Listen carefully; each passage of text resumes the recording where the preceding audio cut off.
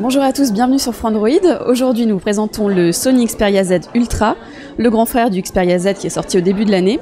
On va avoir ici une phablette au format 6,44 pouces, donc avec un très grand écran. Si on fait une petite comparaison avec le Galaxy Mega de Samsung, on va avoir 0,1 pouce de plus, mais un format un petit peu supérieur. Par contre avec une épaisseur moindre, puisqu'ici on va avoir 6,5 mm d'épaisseur. Pour un poids de 212 grammes, donc vous l'imaginez bien, c'est un téléphone assez encombrant qu'on ne va pas forcément pouvoir mettre dans toutes les poches malgré les mentions de Sony qui expliquent que le téléphone fait la taille d'un passeport au niveau de la largeur. Cet écran donc est Full HD évidemment, donc c'est le plus fin en épaisseur pour une dalle Full HD justement. Avec à l'intérieur un processeur Snapdragon 800, donc la dernière génération de Qualcomm, à 2,2 GHz, avec une puce Adreno 330, pareil, qui va avec ce processeur. On va avoir également 2 Go de RAM, une mémoire interne extensible via un port micro SD qui se trouve juste ici. Et ça nous emmène sur le design de ce téléphone, qui va comporter un petit peu moins de trappes que le Xperia Z. On va avoir ici une trappe qui comporte le port micro SIM et le port micro SD. Voilà, fermé ici. De l'autre côté, le port pour le micro USB qui est MHLM également. Une connectique pour un dock. À l'arrière, une surface en verre minéral comme à l'avant d'ailleurs, avec un capteur de 8 mégapixels sans flash, c'est à noter. C'est assez rare sur ce type de produit. Du NFC évidemment. On va avoir en dessous le micro qui n'est plus sur le côté, ce qui évite de mettre la main dessus. Donc ça c'est plutôt une bonne idée de Sony. Et vous remarquerez que la barre de volume a été un petit peu décalée vers le bas, ce qui permet de pouvoir l'utiliser à une main, puisque comme vous le remarquerez, le téléphone est plus grand que ma main, donc c'est un petit peu compliqué à utiliser au quotidien. Pour ça, on va avoir au niveau logiciel des améliorations qui vont avoir été portées. Si on va dans l'application message qui se trouve ici, si on modifie un petit peu pour obtenir... Excusez-moi. Donc juste ici, on va pouvoir modifier l'apparence du clavier en choisissant ici,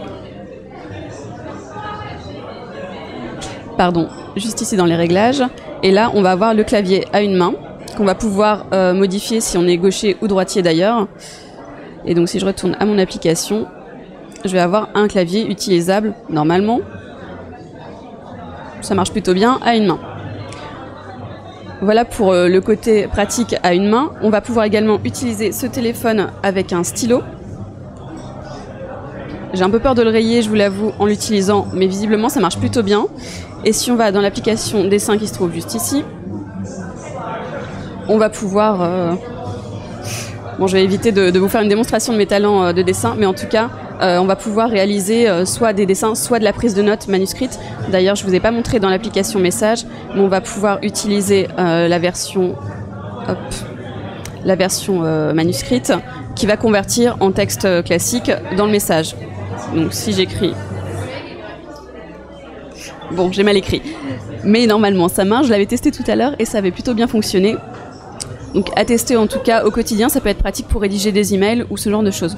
On remarquera la présence d'une application Reader, puisqu'effectivement la taille de l'écran permet de lire des livres assez confortablement.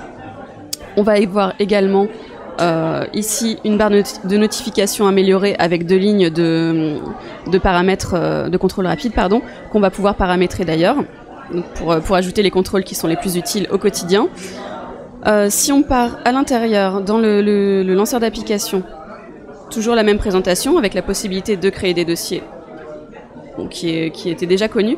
Et sur le côté, ici, de quoi faire ses recherches à l'intérieur des applications, ce qui est plutôt pratique à utiliser. On va avoir également, si je reviens sur l'appareil photo, donc un capteur de 8 mégapixels avec les classiques de Sony, c'est-à-dire ici le mode auto supérieur, également les effets de photos assez classiques chez Sony, donc toujours sympa pour personnaliser tout ça. Une caméra avant de 2 mégapixels pour la visio. Ici on a un prototype, donc au niveau qualité photo on ne sera certainement pas dans les performances optimales du téléphone, mais c'est toujours intéressant à savoir. Notez également que ce téléphone dont j'ai mal fermé la petite trappe ici, est certifié IP58, donc il peut être immergé un petit peu plus longtemps d'ailleurs que le Xperia Z, et qu'on n'a plus cette trappe qui recouvrait le port jack, ce qui n'était pas très pratique au quotidien quand on écoutait souvent de la musique.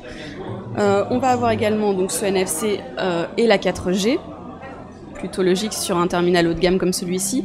On va jusqu'à 150 mégabits en download. On va avoir également Android 4.2.2, vous l'aurez remarqué.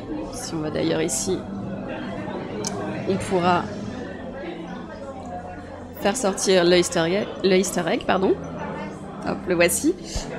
On va avoir également une batterie de 3000 mAh avec le mode Stamina que l'on avait découvert sur le Xperia Z. À voir au niveau de l'utilisation si les promesses seront tenues. On parle pour l'instant de 14 heures en communication et de 120 heures en musique, ce qui semble plutôt pas mal sur le papier.